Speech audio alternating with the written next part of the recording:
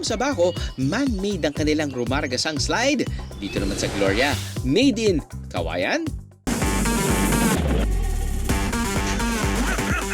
Ang bayan ng Gloria sa Oriental Mindoro, sagana sa Kawayan, kaya kahit ang kanilang mga libangan, gawa pa rin sa Kawayan. Fasten your seatbelt sa isang exciting ride down the bamboo slide.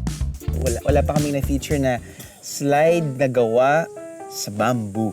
So, paano nagsimula yan? Nakaisip po yung president po ng association, yung Malubay Ecotourism Association, na magkaroon po ng unique nga na activity po dito. Siyempre, bago to Opo. at gawa sa Kawayan, paano naman yung durability? Nung tinatry po namin yan, may mga experts din naman po kami kinoconsult para po malaman namin kung ano po yung safety level po niya. From time to time po, pinapacheck namin. May haba itong 180 meters at abot lang ng 10 seconds para marating ang dulo. Mabilis pala siya!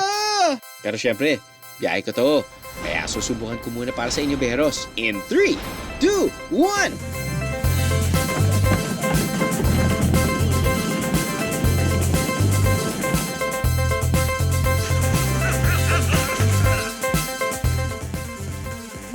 I guess, lumapit ka para malaman mo kung anong naramdaman ko. Yes. Well, actually, okay siya pababa. Gusto mo pa siyang bumilis. Bumilis na bumilis. Gusto mo siyang humahaba ng mahaba tapos doon bibitinin ka ng konti. Feeling ko, nasa first part lang talaga sila pero hahabain pa nila ito para mas humaba yung maganda at masayang experience na dala ng Gloria. Sino mag-aakalang ang simpleng Kawayan magagawang thrilling na libangan? Hindi matatawarang saya sa probinsya. O, saan ka pa? Kawayan, maraming gamit yan.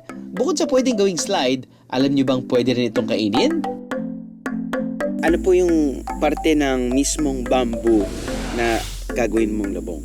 Paano nyo po malalaman? Ito po. Okay. Bata pa siya tapos mga 1 feet pa lang ang taas. And usually, gaano katagal bago nyo pong i-harvest yung labong? Ito po siguro mga 1 week. 1 week lang po yan? Opo. Ganyan na po. As in, lalaki na po ng ganyan Opo. So talagang tama yung sinasabi nila kapag bamboo talaga mabilis pong mamunga. Mabilis agad. Or mabilis lumaki. Bilisan na rin nating anihin. Bago pa anihin ang iba yan. Hey! Gamit ang bamboo shoots o labong. Nakagawa ang mga lokal ng Gloria ng iba't ibang putahe. May pang-ulam gaya ng labong relleno at labong French lumpia. Meron ding side dish na labong kimchi at snack na labong French fries. Pwede na siguro muna nating unahin ang labong French fries. Ayan. See? Oh.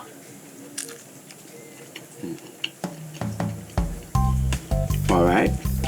Parang ito, hindi ko pwedeng hawakan lang. So, pwede kong gamitin ang kanilang bamboo utensil. Uy, sharp enough.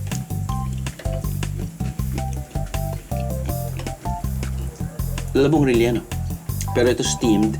Ito naman gamit-gamit ang mismong bamboo na apparently takes longer. But tingnan natin kung anong difference ng lasa. Sige, dito mo tayo sa steamed.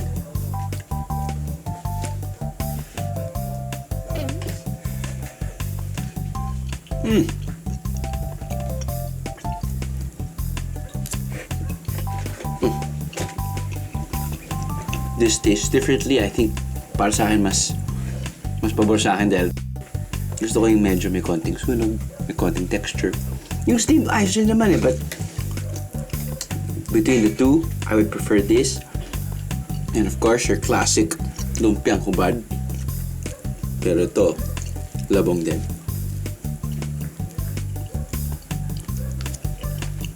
Ito, may meat na to. It's such a great base ingredient to any dish kasi nga it's healthy, it's easy to cook with, and it's yummy. I am the meeting is a biyahe. All you gotta do is just subscribe to the YouTube channel of GMA Public Affairs and you can just watch all the Behind the Drew episodes all day, forever in your life. Let's go! Yeehaw!